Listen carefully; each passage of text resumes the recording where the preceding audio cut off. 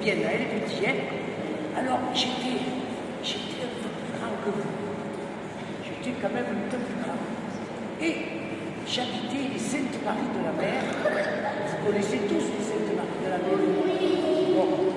Et là, aux Saintes-Maries de la Mer, il n'y a que des pêcheurs, il n'y avait que des pêcheurs, ou des gardiens.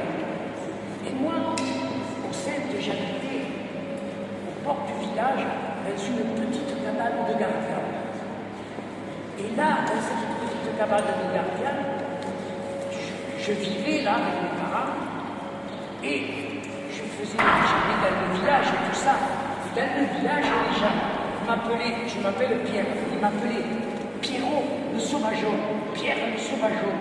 Pourquoi? Parce que je courais toujours je courais dans le village, je courais sur la plage, je montais sur les dunes, je grimpais aux arbres. Et vous savez que là, au Seine et en bord de mer, les seuls arbres qui puissent vivre, ça s'appelle les tamaris. Vous vous rappellerez le tamaris. C'est un arbre qui n'est pas très haut. Et je grimpais sur cet arbre et je courais. Alors on m'avait surnommé Pierrot le Sauvageon.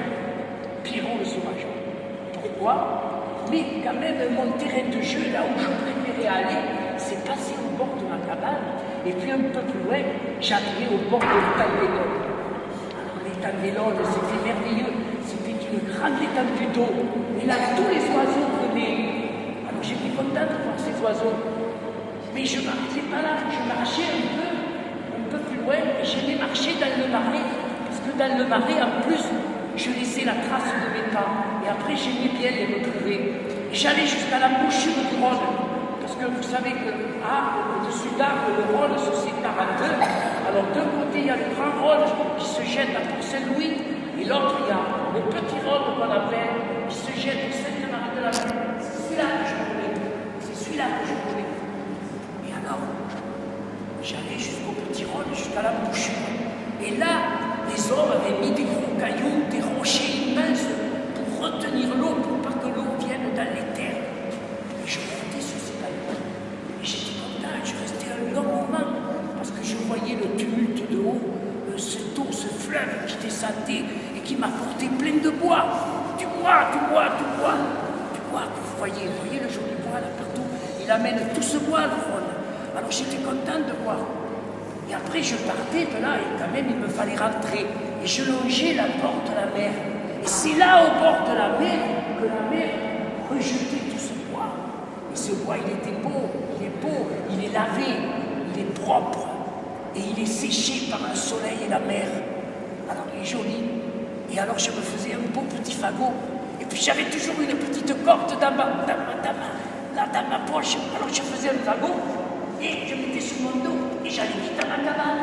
Et quand j'arrivais à ma cabane, j'avais un petit jardin, un petit cabanon dans le fond, et j'avais vu mon père qui faisait le bois flotter. Alors je me suis dit, mais quand même, je vais faire le bois flotter. Alors je me suis mis au travail. Et vous savez ce que j'ai fait? Ce petit tabouret. Regardez, ça ne se casse pas, vous voyez? C'est moi qui l'ai fait. Et ce petit tabouret, je l'ai pris et je suis allé le placer dans les roseaux, mais loin dans le marais, là où il y a une petite courbe. Et alors tous les oiseaux viennent dans cette courbe parce que c'est tranquille, il n'y a pas de vagues, et puis il y a plein de petites crevettes grises, et les flamands aiment ça. Alors je me suis mis les tabourets dans le roseau, j'allais sur mon tabouret, j'ai gardé un peu les roseaux, et qu'est-ce que je vois? Je vois les flamands qui descendent.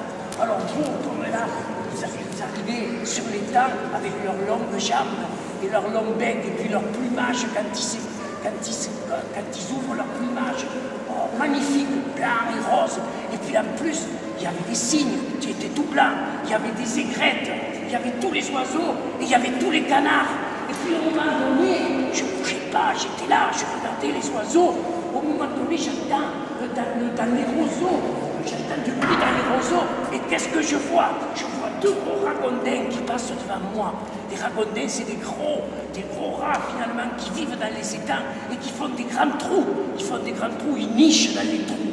Oh! Alors j'étais content. Puis tout d'un coup, au loin, une montille. Une montille, c'est un genre de terre qui sort de l'étang Et là, dans les roseaux, qu'est-ce que je vois rugissant? Deux gros sangliers avec les petits marcassins. Mais j'étais content, j'avais vu tous les animaux. Oh, alors je me suis dit dans ma tête, quand j'arriverai à ma cabane, je dessinerai tous ces animaux.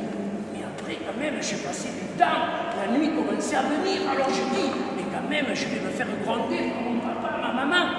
Et surtout que mon père m'avait dit, méfie-toi, ne va pas au marais, parce qu'il y a une bête immonde, une bête cruelle qui sort de l'étang et qui mange tout. Les taureaux, les enfants, tout elle mange. Ouh! Et en plus, dans le village, les vieux m'avaient dit, tu sais, une fois, la manade de la marée qui se trouve là à côté, toute une manade de taureaux, une fois elle a été décimée par la bête. Les taureaux se sont échappés, ont couru vers la bouchure du Rhône, vers le petit Rhône pour se sauver. Mais là, ce jour-là, il y avait beaucoup plu, alors le Rhône, la mer était déchaînée et les taureaux se sont noyés. Mais la bête a continué, elle a échappé les taureaux, elle les a sortis de la mer pour les manger, pour leur sucer le sang. Et alors, d'un moment, je ne suis plus allé au marais parce que j'avais peur. Mon père et ma mère m'avaient dit, mais ne va plus au marais, si cette bête sort de son trou, tu vas être mangé comme les autres. Mais quand on est petit, comme vous, comme moi, on est curieux. C'est comme quand on veut vous donner un gâteau, et puis qu'on ne vous le donne pas, ou qu'on veut vous faire un cadeau et qu'on ne vous le donne pas. Alors j'ai dit un jour, mes parents, c'était un dimanche, j'en ai profité, ils n'étaient pas là, je suis reparti au marais, en pensant pour la bête.